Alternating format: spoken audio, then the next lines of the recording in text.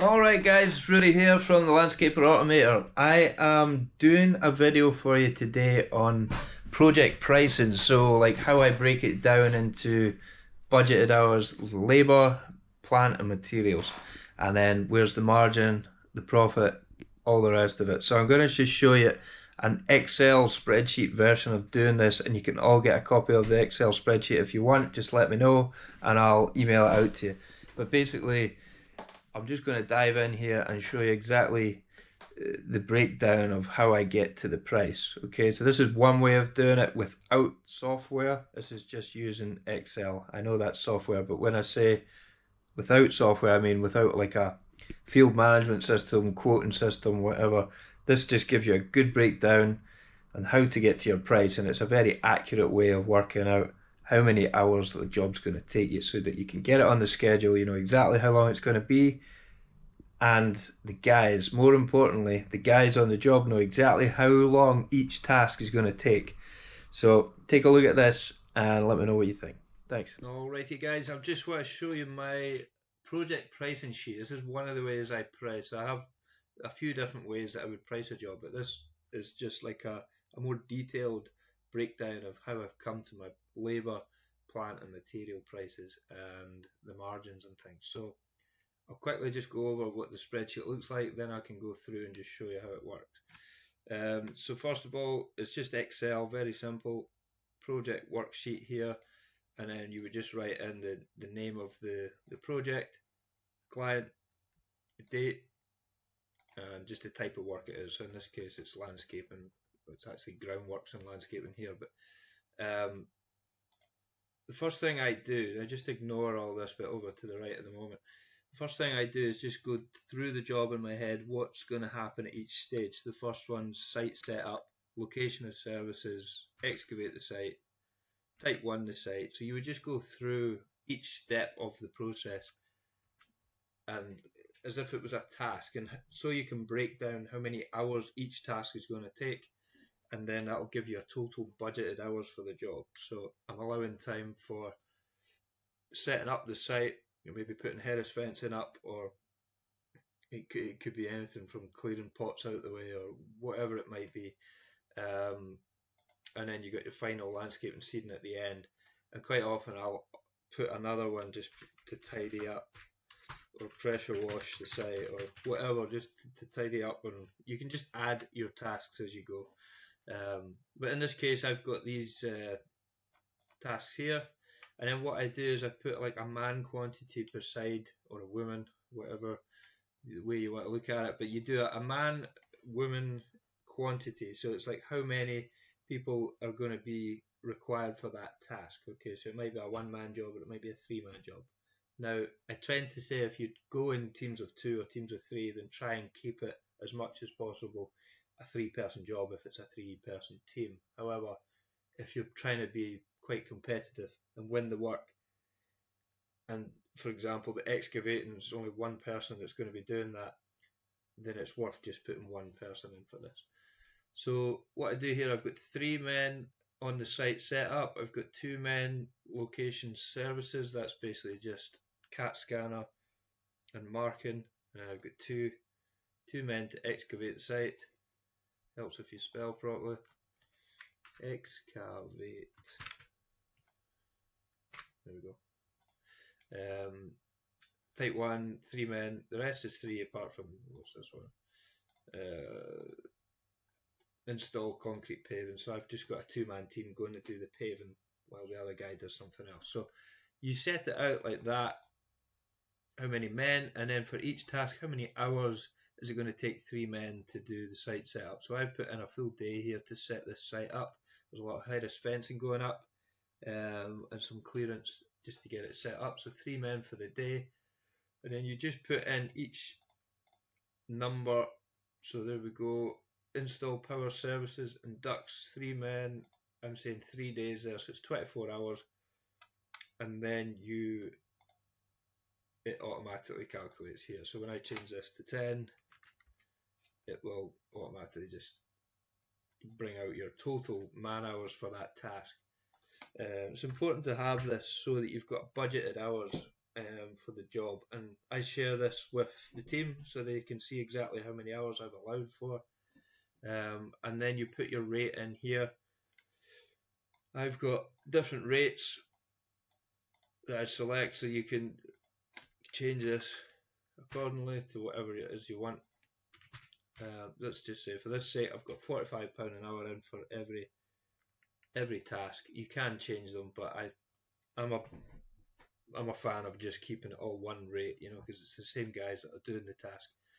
And this just gives you your total labour. Now, I've done another video about how you actually find your labour price and what it is you want to charge for your target price so that you earn what you want to earn. But I'm going to have to do another video on that another time. But basically, once you've got this rate, this £45 an hour, say that's your target rate, this is already got your overhead and profit built into this price at this stage. Okay, so you've got the total labour of 42,000 there, but down here, this is an important bit, it's got your total man hours here at 952, so it gives you a target of 119 days, but with 3 guys that's 39 days, which is on a 5-day week it's 7.93, so I'm budgeting 7 to 8 weeks to get that job finished. And then when in the bottom section here, this is your cost. So this is the actual cost of your plant hire and materials. So again, what I do here, I go through step by step. So I say, right, site setup, what I'm going to need, head of fencing, toilet, location of services, you would put a CAT scanner in there, but we've got our own one, so we don't tend to hire that out. So you just start building out your cost, put it all down here. And then the description would be a more detailed description of what this material or plant hire is. And this list description here gives the office worker, or if you order all your own stuff, gives them a detail of what to order. Okay, so again, you can make this as detailed or as simple as you like. So I've got 65 panels, head fencing, 12-week hire for the toilet, 9-tonner for hiring an excavator, 6-tonner for the excavator, and then I've got the quantity in here, so that's your quantity. In this case for the excavator, I've got a 9-tonner for 8 weeks at £4.50 a week. So this is your cost, right? This is what it's actually costing you, and it builds these costs out, and you just keep adding lines. Once you're finished, it'll give you a total cost down here, and then you want to mark up your profit on top of that cost. We're just talking about plant hire and material. Labour has already been added here with the margin on there. I'm going to explain why in a second. But basically, you've got your labour, your 30% profit. So you can see up here, the formula is putting 30% on top.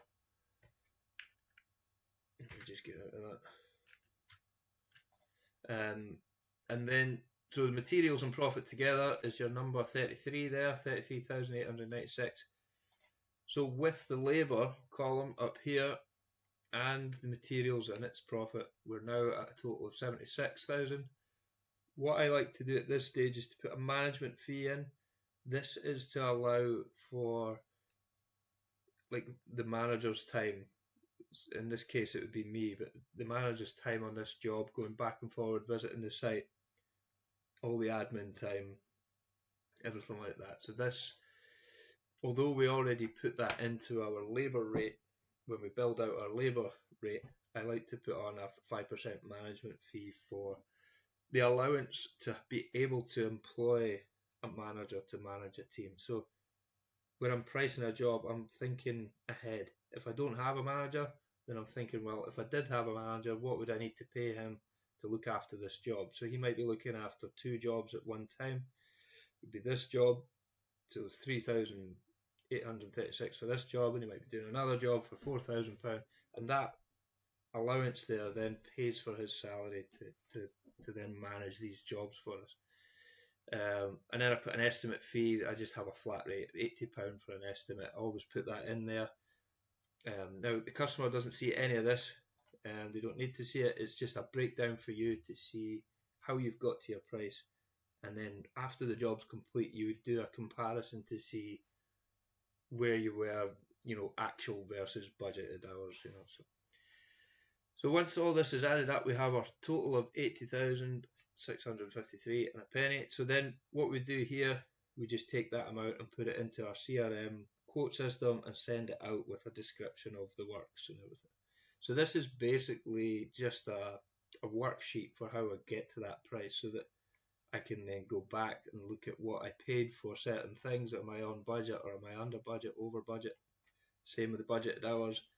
I'll always select this element here and print it out nice and big for the guys and give them that to start the job, and then they know exactly what's expected of them, and they can be incentivized by so it's a whole new video for incentivizing staff, but you can then incentivize the staff if they get it done in less than budgeted hours. There's a bonus, or they get a percentage of the revenue that you've earned on labour. There's so much to talk about on that as well, but I like to just give them that so they know exactly what we're after. Because without this, at the end of the day, it's like driving without the monitors up in front of you. You can't see what speed you're going. You don't know how much fuel you've got left. And it's the same thing with the guys. They need to know how much fuel they've got left to get the job done, if you like. So the fuel being the budgeted hours. And then you can add hours for travel in here if you want. You can do it this way. But for this particular job, I actually put a prelim amount on the quote which covers travel and travel costs and management as well. But you can basically see how easy that is and how quick it is just to build out a worksheet for your job, your pricing. This is better for like domestic project when you're going in doing a patio or whatever, and there's a complicated job and you want to go in and and there's extra steps to go up to wheelbarrow in or whatever. You can break down that stage of the job and just have in here barrow type 1 into site, and then that on its own might be, okay, my typing is terrible there, that on its own might be 4 guys you need for 10 hours just to do that part. At least it's been budgeted for then, because it's easy to say and turn around prices really quick and say, well, for a 30 square metre patio, we're £4,000, £5,000, whatever it is. But you're not taking into factor of access issues, parking issues on the street, skips. You're not taking all these things into consideration. So although it's good to give people a quick quote there and then, and I'm a big fan of that, it's also good to go down and just break it down like this, and then you've got something easy to look back on and give the guys. So if anyone's wanting a copy of this, I can just email it over. So just let me know if you want it, and I will email it straight to you, and you can play about with it. The formulas are obviously already built in, so just be careful you don't delete the formula in there. But anyway, if you need any help with it, give me a shout. All right. And I'm going to do a video on labour rates, what you should charge, and what you want to charge, what you need to charge, and all these things. So I'll do a video on that as well, but this is really just a breakdown of how I would quickly price a project and get it turned around quite quickly. Okay, thanks guys, thanks for watching.